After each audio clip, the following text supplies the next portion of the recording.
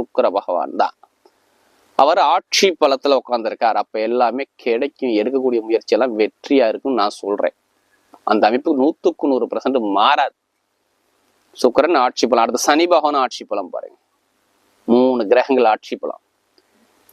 நிறைய பேருக்கு இந்த கண்டக சனி சரிய கண்டத்தை கொடுத்து பிடிச்சு. கண்டக சனி ரொம்ப கண்டத்தை பண்ணி பிடிச்சு. யாருக்கு? சிம்ம ராசிக்காரர்கள்.